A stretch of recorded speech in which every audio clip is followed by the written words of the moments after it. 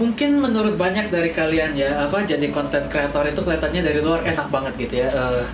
Dapat barang gratis, nggak cuma dapat barang gratis, nggak cuma dapat endorsan gratis, udah dapat barangnya gratis, dibayar lagi.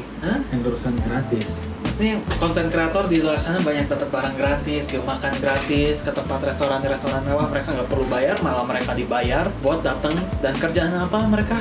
Cuman bikin video gitu ya, bikin video dibayar. Gimana nggak enak coba? Tapi dibalik semua surface level itu ya, dibalik semua itu kayak cuman pekerjaan konten kreator yang kalian lihat tip of the iceberg gitu ya. Apa yang ngomongnya? Bahasa Indonya apa sih? Tip of iceberg apa sih? Di ujung apa sih namanya? Di kepala dari yang besar.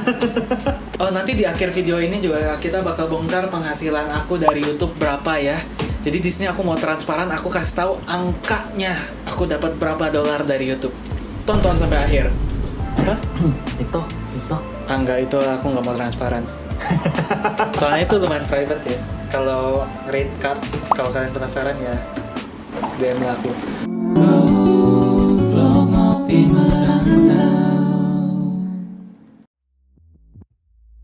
Jadi dibalik semua keindahan itu, sebenarnya jadi konten kreator tuh capek makan mental toll yang sangat berat dan gak gampang ya.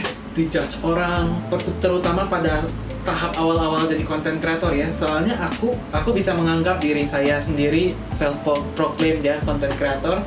Aku udah berkreasi di TikTok selama... Salah. Koko punya banyak teman-teman Koko yang influencer. Mereka tuh ngomong konten kreator itu seseorang yang membuat konten. Influencer adalah seseorang yang punya follower. Berarti kamu adalah seorang influencer, bukan sekedar konten kreator. Koko juga sekarang belum punya following atau gimana banget. Cuman Koko adalah seorang konten kreator, soalnya Koko membuat konten. Cuman Koko belum mencapai level sebuah influencer. Kenapa belum? Soalnya lihat subscriber kita 200. Berapa sih 250? Jadi buatlah kita influencer. Ayo kita bisa. Biar setidaknya YouTube aku dan dedekku barengan bisa selevel TikTok dedekku. Enggak lah, harus lebih lah. Harus lebih. Ayo kita go achieve goal kita masing-masing. Oke, balik ya. Jadi sebagai konteks, aku sudah bikin konten dari tahun 2020 itu pertama kali pandemi ya. Jadi aku udah mengumpulkan total follower di TikTok aku ada 3 akun 300 ribuan, dan YouTube aku ada subscriber 10 ribu. Silahkan dicek, dan kalau kalian mau support aku, bukan mau menyombong atau apapun, soalnya aku pun belum merasa aku seorang content creator yang successful ya. Makanya aku bikin channel seperti Mengopi Perantau ini, dan aku hari ini mau ngebahas realita di balik seorang content creator atau influencer. Apa semuanya enak seperti yang apa dilihat di surface level ya. Oke, salam kenal, saya perantau pertama, nama saya Raymond Harrison. Saya udah hidup di Singapura selama 10 tahun. Sekarang saya kerja sebagai AI engineer dan juga sebagai side job saya sebagai content creator. Saya adalah perantau kedua, nama saya Jara William. Aku adalah seorang project manager, sudah di Australia selama 10 tahun, dan aku nggak pernah nge-disclose side job aku, cuman ya side job aku adalah seorang entrepreneur dan seorang investor. Oke, jadi kita lihat kenapa jadi content creator tuh sebenarnya tidak seindah yang kalian pikirkan ya. Ekspektasi versus realita. Nah, sekarang kalian pikirin, misalnya kalian mau bikin konten, kalian mulai dari nol. Kalian merintis dari nol. Ini yang saya alami juga waktu aku pertama kali dapat bikin konten. Waktu kalian subscriber 0, follower 0, kalian ngomong apapun, siapa yang mau percaya sih? Kalian bikin video panjang-panjang, susah-susah ngedit, kalian post di YouTube, begitu lihat tonton, subscribernya cuma 1, 2, 3 gitu. Kayak secara kredibilitas kita tuh nggak ada. Jadi sebagai orang yang mulai dari nol itu tuh kayak bener-bener mau ngomong apapun tuh orang juga gak gimana mau dengerin. Contohnya mungkin Ngopi Merantau, channel kita sekarang masih dikit banget YouTube. Jadi kalau orang dengerin kita ngomong apa juga kayak ini orang tahu apa sih, subscriber juga cuma 200 gitu kan. Jadi karena hampir 300. Let's 300. go, yuk bisa 300 yuk. Jadi karena kita subscribernya dikit, kredibilitas kita tuh nggak ada gitu. Dan karena kredibilitas kita nggak ada, orang mau nonton video kita juga enggan-enggan, dan ini ngebikin konten kreator kecil lebih susah naiknya daripada konten kreator yang followernya udah lebih besar. Masuk akal ya? Ini kalau udah orang lebih besar, ini konten menarik juga ya, terus lihat subscribernya banyak ya, ini artinya orang tahu apa yang dia omongin, banyak orang yang percaya, kita subscribe. Tapi kalau kalian nonton Ngopi Merantau follower cuma 200, ini orang ngomong apa sih? Bener nggak ya apa yang diomongin? Yang percaya juga cuma 200 orangan ya, nggak usah subscribe, nggak usah nonton gitu. Jadi dengan kita mulai dari nol tuh mau naik tuh lebih susah gitu ya. Jadi menurut aku thresholdnya mau kita mulai didengerin orang itu harus kita bisa nyampe setidaknya 10.000 subscriber. Begitu ngelihat ada tulisan 10k gitu subscribernya, mungkin orang lebih mulai percaya sama omongan kita gitu ya. Kalau kita di bawah 10.000 subscriber tuh kita mau ngomong apa juga susah dipercaya orang. Jadi mulai dari nol tuh susah banget. Gak cuman itu, kita kalau followernya masih dikit, kita belum jadi seseorang yang belum dianggap influencer gitu ya. Kita bikin konten ya, bikin TikTok, orang-orang terutama teman-teman kita, saudara-saudara kita itu tuh bakal ngejudge kita, kayak bakal ngeliat kita bikin konten, bikin di YouTube. Hi guys, what's up? Kayak gitu, kayak ini orang ngapain sih, kebelet famous atau apa gitu. Benar, itu juga aku ngalamin di pergaulan teman-teman Koko sendiri. Lu follower cuma 200, lu subscriber cuma 200, kayak gimana? Lu kayak gini buang-buang waktu aja, lu seminggu berapa jam sih kerjain kayak gini? Mending lu kerjain buku deh. Banyak teman-teman Koko gitu. Banyak banget. Jadi in the early stages of you making content ya, pasti people will shun on you, is shun the right word? People will basically look down on you, kayak ini orang cringe, kayak try hard. Banyak orang bakal mikir kamu orangnya try hard ya, kayak nyoba terlalu keras dan kebelet famous gitu, dan cringe. Dan ini bisa demotivate kalian lah untuk lanjut. Tapi walaupun banyak orang bakal mandang rendah kamu, mulai di awal pasti banyak orang yang ngejudge, banyak orang yang nge-criticize kerjaan kalian, banyak orang yang nggak percaya kalian akan maju, banyak orang yang kayak ini orang ngapain sih gitu ya.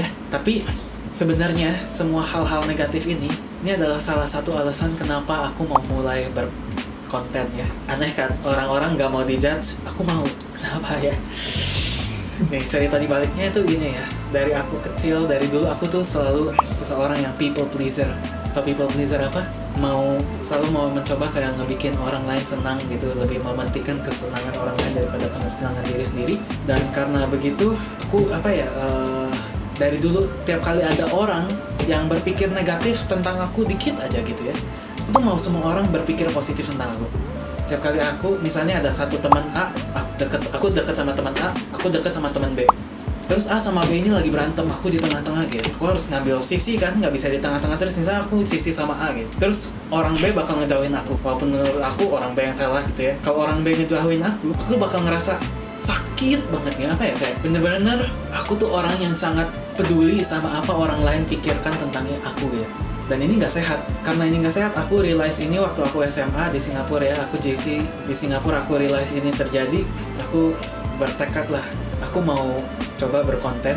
Aku tahu orang-orang pada awalnya bakal mikir aku cringe gitu ya, ini orang ngejudge aku ngapain, dan aku perlu dijudge. Kenapa aku perlu dijudge? Soalnya aku mau membiasakan diri supaya I can't please everyone. I only want to please the people I can please. Ini juga I want to learn the art of not giving a gitu ya. The art of not giving a about what people think about me, and I believe that this is one of the healthier ways to do it gitu, by creating content. Biar kalau suatu saat ada orang yang berpikiran negatif ke aku, walaupun aku percaya dengan apapun yang aku kerjakan, ini nggak bakal nge-affect aku segimana dulu waktu aku lagi SMP SMA lah, aku people pleaser banget gitu ya. Di sana Koko juga relate. Koko tuh temen influencer besar dan lain-lain banyak. Cuman teman-teman yang nggak begitu ngerti atau kayak gimana juga ya lumayan lah ya. Koko tuh dulu pernah ke villanya Ricky Santoso sebelum Bobon tuh naik yang keliling Indonesia gratis itu. Terus di villanya Ricky Santoso, Koko kayak inspired lah ya. Oh ternyata content creator tuh begini, ternyata influencer tuh begini. Makanya Bobon dulu tuh pernah punya toko HP. Dari toko HP dia nggak bisa, dia langsung dibantu sama dedeknya which is Ricky bikin YouTube namanya DSNT. Jadi di video keduanya Bobon tuh ada Koko di sana. Pas Koko di sana, Koko tuh lumayan inspired kan sama Bobon sama Ricky untuk bikin konten. Koko nanya-nanya lah, pakai aplikasi apa, ini itu. Udah Koko nanya-nanya tuh, sekarang si Bobon sekarang 17.000 kan subscribernya. Si Ricky sekarang nggak tahu tuh 24 juta, 5 juta kali subscriber. Itu pas Ricky masih 400.000 subscriber dan Bobon masih 0. Koko lumayan inspired. Cuman banyak tuh teman-teman Koko kayak, Koko tuh dari dulu pengen bikin konten nih. Cuman kayak banyak teman-teman Koko bakal criticize. gara-gara banyak tuh teman-teman banyak yang criticize, Koko juga sempat mikir, ayo udahlah Koko bikin konten, cuman namanya jangan pakai nama William. Koko pakai nama apa ya? Carilah, Koko dulu suka Pokemon, Dito bisa berubah menjadi segala hal Pokemon. Udahlah Koko kasih nama Dito. Ini channelnya Dito. Dan Koko sempat stop soalnya Koko dulu sempat mau bikin diary kan, diary tentang perjalanan finance dan mimpiku gitu ya. Cuman pas Koko mau bikin diary, banyak teman-teman salah artikan, nonton videonya aja enggak gitu ya. Mereka yang salah artikan kayak, oh kamu sekarang udah ngajar finance ya, kamu kayak aja belum ya, kamu kayak gini, kamu kayak gitu, kamu gini, kamu kayak gitu. Aku bukannya mau ngajar, aku cuma mau sharing pemikiranku sekarang, siapa tahu ke depan nanti beda atau kayak gimana. Ini cuma sekedar diariku aja, aku ya setidaknya curhat gitu ya. Soalnya aku curhat ke teman masalah impian, masalah bisnis, masalah ini, masalah apa, malah dikira sombong. So, kalau misalnya kau nggak curhatnya lewat konten, lewat YouTube, bisa dapat kritikan, bisa dapat saran dan lain-lain, dari mana lagi gitu ya. Cuman yang ada kok malah dapat kritikan, malah yang lama-lama kok juga jadi kayak, ya gitu ya, emang segampang itu. Stoplah kok bikin konten di sana. Lihat dulu, belum masalah kerja, belum masalah ini, sekarang baru mulai lagi konsisten. Oke, jadi gimana ya, misalnya kalian kan pasti kita mulai semua dari ada mulainya lah. Gak semua orang begitu jadi konten kreator langsung jadi besar dan semua orang kayak wow tepuk tangan. Mereka cuman mulai tepuk tangan waktu kalian udah mulai ada follower. Kalau waktu kalian masih kecil mereka ketawain kalian gitu. Apa? Ini orang try hard gitu. Ini orang ngapain sih? And people will only stop laughing and stop judging you when you get big ya. Tapi even kalau kalian udah punya follower pun, kalian masih bakal tetap dapat banyak criticism ya. Tapi criticismnya tuh beda, bukannya nganggap kalian cringe gitu, ini orang ngapain. Criticismnya beda. Jadi di setiap tahap influencer pun ya, criticism tuh pasti tetap ada gitu. Tergantung kita mau mentafsirkan criticism ini menjadi sesuatu hal yang positif atau sesuatu hal yang negatif. Makanya banyak orang influencer tuh depresi, bunuh diri dan lain-lainnya. Kenapa? Karena gini, secara kalau mental kalian gak kuat juga capeknya gimana, kalian harus keep up with trends ya. Tren baru kalian liatin, tren sekarang yang lagi trending apa, kita harus ikutin biar kita tetap relevan ya. Kalau misalnya kita nggak ikutin, kita ketinggalan, nggak relevan lagi, orang nggak mau endorse lagi gitu. Apa yang mungkin kalian mulai sebagai hobi, sebagai passion, oh aku suka main gitar, aku bikin cover lagu gitar, lama-lama tuh semakin kamu dapat follower, orang-orang tuh lebih berekspektasi denganmu, makin ada pressure, kamu setiap hari harus bikin satu video atau apapun gitu. Dan pressure ini tuh bisa bikin kalian burn out ya, capek lama-lama. Apa yang awalnya hobi menjadi chore gitu. Chore itu apa sih bahasa Indonesia? Kayak pekerjaan rumah yang kalian gak mau lakuin ya. Kayak ngepel, ya, kan kalian malas ngepel gitu ya. Awalnya aku hobi ngepel, lama-lama ngepel jadi gak seru lagi gitu kan. Awalnya aku hobi gitar, lama-lama aku main gitar tuh benar-benar bukan karena aku seneng, karena aduh aku harus bikin konten hari ini, aku bikin konten apa ya, oke main gitar. Jadi udah burn out, capek, passionnya hilang, dan lama-lama kebanyakan konten kreator tuh dapat yang namanya creative block, dimana otak kreatif mereka yang awalnya dari mereka memang berpassionate ya, bisa mikir kiri kanan, sekarang mikirnya lurus. Gimana cara nge-tackle algoritma, gimana cara viral. Contoh salah satu konten kreator besar yang aku look up tuh dulu ya, aku juga sangat inspired dari dia, Niga Higa. Dari kecil kita tontonin ya, kita ikutin. Dulunya memang dia terlihat passionate, makin lama videonya masih bagus, dia tetap mau keep his quality up there, tapi he's burnt out. Dia udah nggak senang lagi bikin video gitu, dia bikin video sekedar cuman buat fit algoritma. Akhirnya dia ngomong ini nggak sehat, berhenti sekarang. Lihat Niga Higa udah nggak pernah upload lagi, dan dia pindah ke mana? Bikin podcast ya dia. Awalnya mulai dari bikin podcast, soalnya burnt out. Sama kayak aku juga kan mulai bikin podcast, biar setidaknya aku bisa ngomongin hal apapun lah. Semoga podcast ini nggak bakal menjadi chore ya lain kali. Semoga ini bakal tetap menjadi hobi yang kita senang melakukan ya, kayak. Ya ini kan setidaknya jadi curhat lah, kayak ngobrol-ngobrol santai aja gitu ya, ngobrol-ngobrol santai, sharing experience. Setidaknya ada audiens juga kan yang bisa belajar dari pengalaman-pengalaman kita gitu loh. Dia mulai dari podcast, awalnya bikin Off The Pill podcast, kurang laku, stop. Sekarang dia pindah ke Twitch, jadi streamer. Dan dia jadi streamer lebih spontan, dia melakukan hal apapun yang dia suka, dia nge-game sambil nge-stream.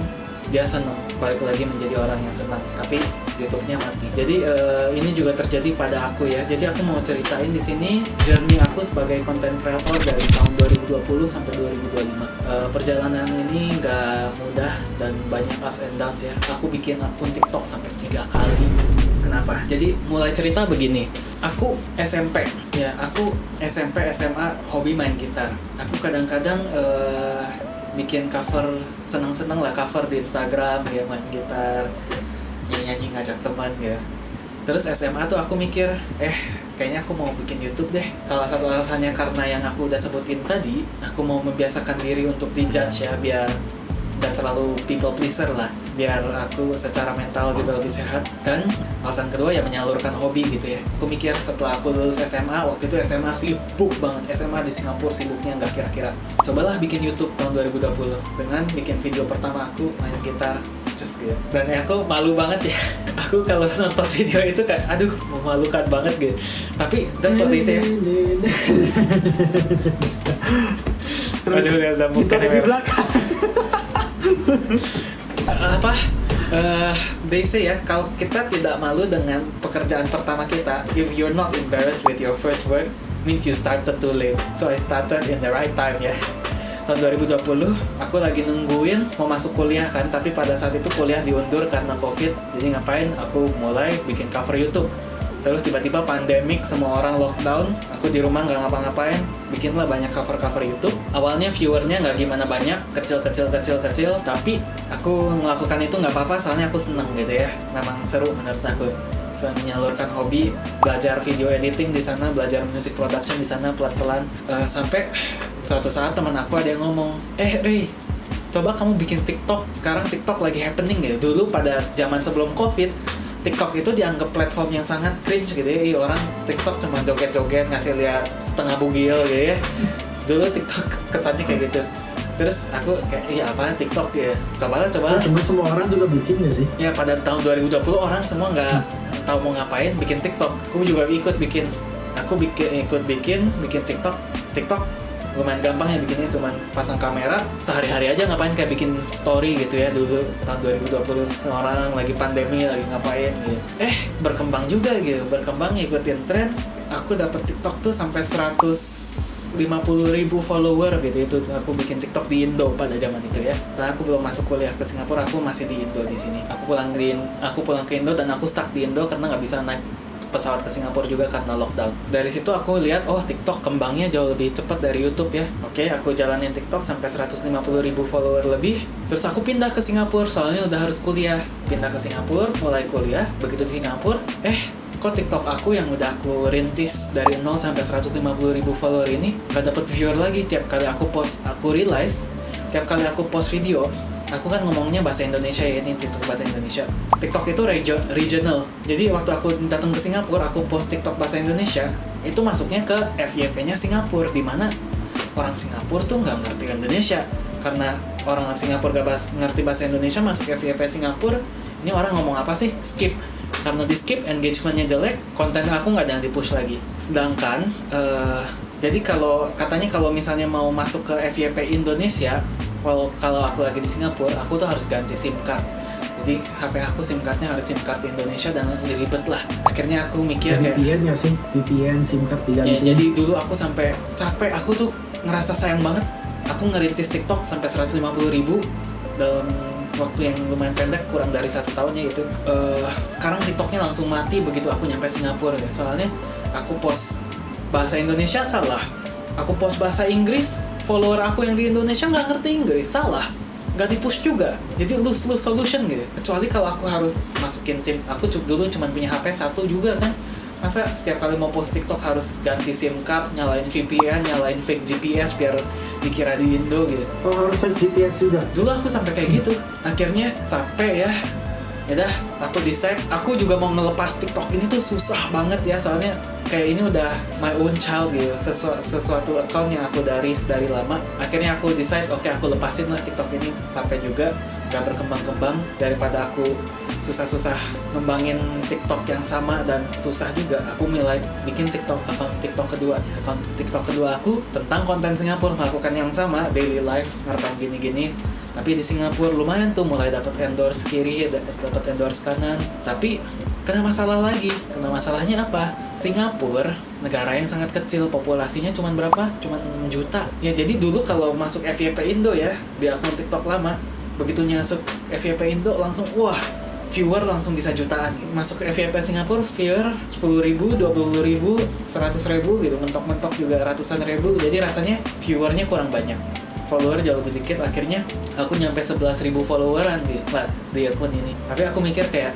sayang juga ya, dulu aku di Indo kan orangnya banyak banget gitu ya, sekali masuk FYP Indo langsung masuk, orang banyak lihat. Di Singapura satu pulau kecil gitu, sekali masuk FYP ya cuma masuk pulau gitu kecil juga. Ya udah, aku mikir gimana kalau aku mau berkembang lebih banyak lagi, gimana orang bisa masuk FYP global gitu ya. Aku mau coba masuk FYP global, bikinlah akun baru. Akun yang aku paling pakai sekarang yaitu akun musik. Aku main gitar, jadi gitar kan musik lebih bisa dirilis sama banyak orang ya, jadi bisa mencangkupi global. Dalam 1 bulan itu aku nyampe 100.000 followernya. Tahun lalu itu nyampe ke 216.000, berkembang terus. Tapi tahun lalu aku kena kasus. Kena kasus apa? Karena aku main musik, banyak konten yang copyright kan. Aku main lagu Hotel California, diklaim. Padahal endorse juga. Enggak, diklaim. Udah gitu, sejak itu aku dapat IP strike, bisa dilihat di sini ya. Aku coba appeal, nggak dikasih appeal. Jadi ceritanya tuh aku bikin cover Hotel California, padahal aku nggak pakai lagu Hotel California sama sekali. Semua yang aku lakuin itu fingerstyle ya, semua yang aku produksiin itu dari gitar aku. Tetap diklaim sama yang punya Hotel California, yaitu Universal Music Group. Padahal pada zaman itu aku pernah bantuin Universal Music Group ngepromosiin salah satu lagu mereka, artis mereka, malah aku ditusuk dari belakang sama mereka kayak gitu ya. Big corporate man, they're like that. Sejak itu viewer aku turun, sampai sekarang follower aku masih turun. Sakit hati aku tuh, sampai sekarang masih sakit hati ya. Masih gak bisa ngelepasin juga akun ketiga. Ini udah akun ketiga TikTok aku gitu ya. Ya udah, aku coba ya gimana caranya ya biar aku bisa tetap stay relevan gitu ya. Ya jadi walaupun TikTok aku udah mulai turun, aku tetap dapat endorsement kiri kanan ya. Contoh ya, puji Tuhan lah. Contoh ini gitar ini endorse, gitar ini juga gitar endorse gitu ya. Aku masih banyak. Ini mikrofon tetap mikrofon endorsean. Berapa tuh gitar endorse? Ada berapa? Yang ini $2.000. Yang ini juga sekitar bukan $2.000. masalah dolar. Ada berapa gitar? Yang Soalnya yang Lava endorse bukan sih? Lava endorse? Oh, itu semua endorsean. Enggak, total gitar endorsean aku ada 3 kayaknya. Tapi satu aku. Itu Strato Papi bukan sih? Di belakang? Ya, ini Strat Papi. Ini di endorse murid gitarku ya.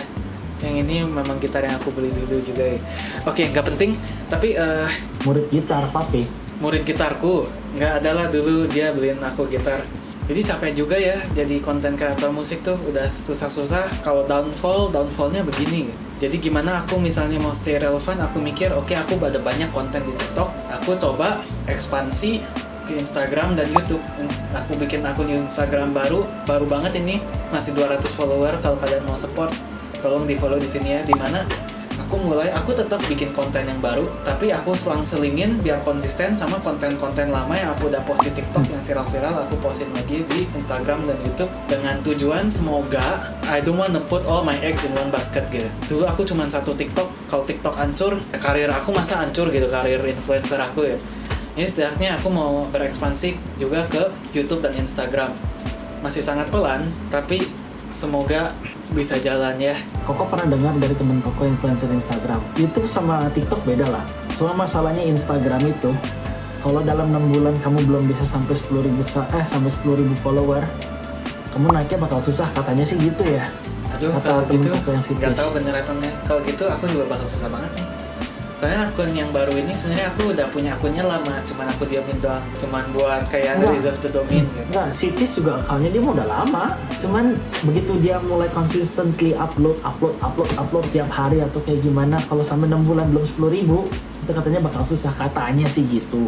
Soalnya akunnya dia juga udah lama ya Sitis. Ya udah, kalau gitu biar membantu aku, tolong please follow semua akun aku ya. Biar aku bisa sama makan. Sama ya, juga takut kok.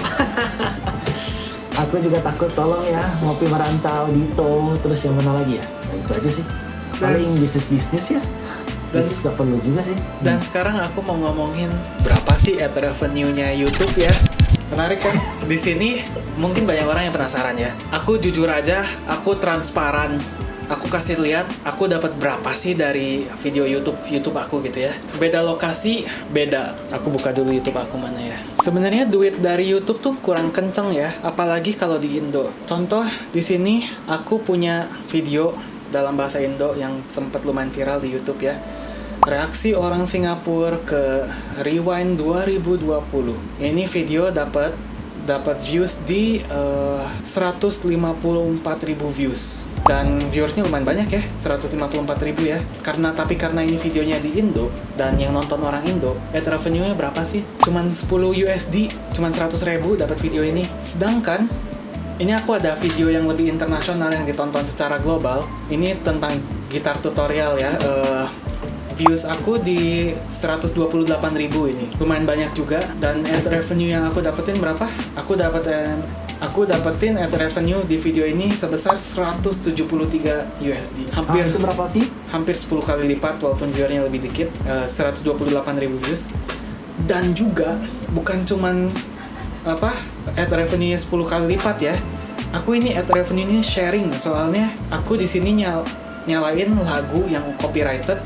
Jadi kayaknya aku cuma dapat sepersekian persen dari semua ad revenue-nya. Jadi bayangin orang yang content creator, yang YouTuber yang bukan bikin musik, kalau viewernya segini dapatnya jauh lebih gede dari aku, soalnya aku cuma dapat persentase. Soalnya di sini aku sharing ad revenue ya, karena copyright, karena pakai copyrighted music. AdSense US lebih gede jauh banget dibanding AdSense Indo dan sampai 10 kali lipat. Lebih dari 10 kali lipat. Soalnya ini aja aku udah 10 kali lipat lebih, dan ini revenue-nya sharing. Jadi kan aku ini bikin tutorial gitar BTS, lagu BTS ya. Jadi duit yang dapat itu sebagian besar bakal masuk ke kantongnya BTS, bagian kecil baru masuk ke aku. BTS udah kayak gitu, masa nggak mau bagi-bagi duit sih? Tapi ya begitu, secara transparan duit yang dihasilkan oleh orang YouTube sebenarnya nggak terlalu besar ya. Tergantung niche juga. Sebenarnya nggak terlalu besar. Jadi kayaknya mungkin kalau content creator skala belum terlalu besar kayak aku ya. Kita dapat duit tuh dari mana? Lebih banyak dari endorsan. Jadi kalau endorsan mati ya kita nggak dapat duitnya. Untung aku sekarang masih ada full time job ya. Kalau aku fokusin content creator, gimana aku mau bisa hidup di Singapura gitu. Jadi kalau kalian mau berkembang sebagai content creator, ya kuncinya itu salah satu yang paling penting itu konsistensi. Kalian harus bisa konsisten post, kayak misalnya seminggu sekali setidaknya gitu ya. Suka nggak suka harus post, dan ini yang bisa bikin kalian burn out. Kalau kamu nggak post ya kamu nggak bisa naik lah. Itu sih common sense gak sih? Seperti YouTube aku udah lama banget stuck di 10.000, soalnya aku udah lama banget gak post baru akhir-akhir ini. Dan juga sekarang audience tuh makin berubah ya. Dulu zamannya YouTube orang nonton video 10 menit, 15 menit mau aja gitu. Sekarang semua orang nonton TikTok dimana very fast paced ya. 5 detik gak suka skip, 5 detik gak suka skip. Sekarang orang mau nonton YouTube gitu, jadi nonton 10, 20, 30 detik langsung skip gitu. Kepanjangan lah videonya ya. Itu juga bikin retention rate kita menurun.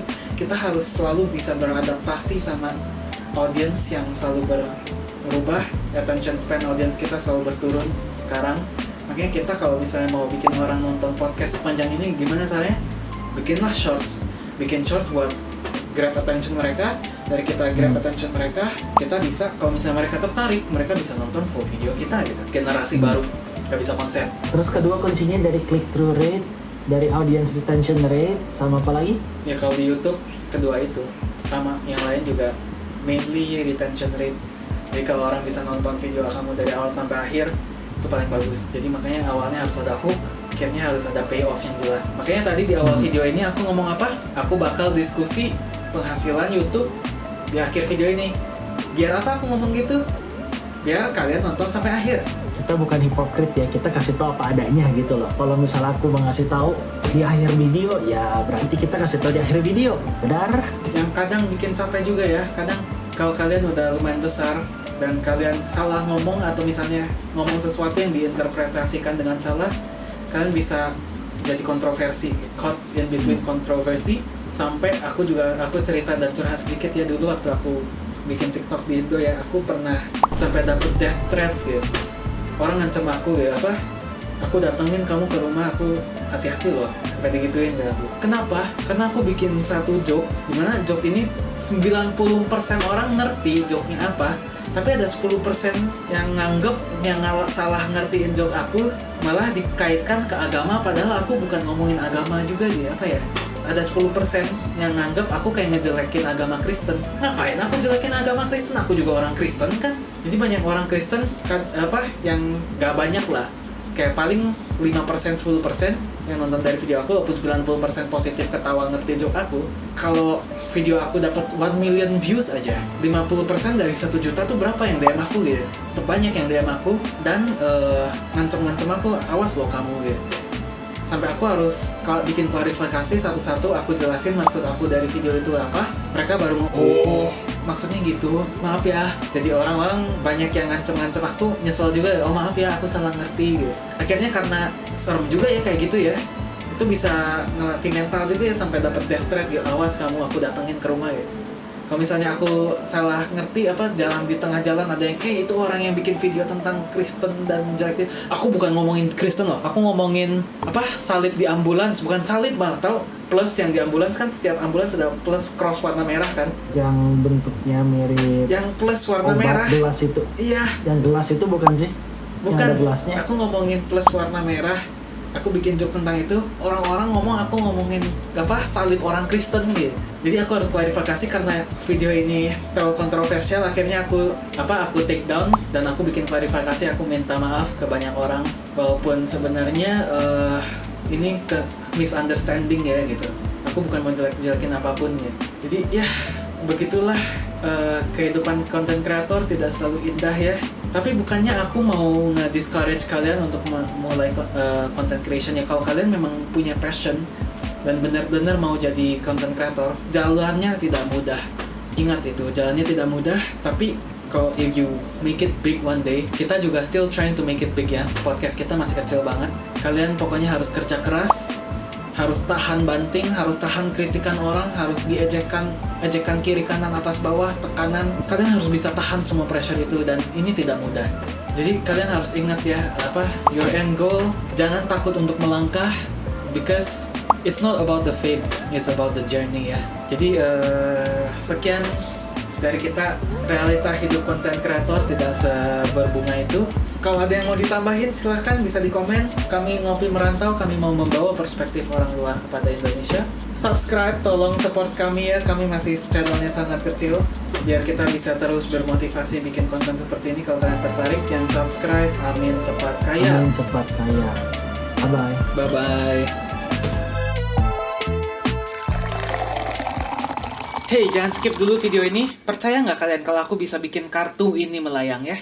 Kalau aku bisa, kalian harus janji subscribe ke channel-channel kami dan tonton video kami yang lainnya ya. Ayo kita lihat. Hey, melayang beneran ini. Sesuai janji.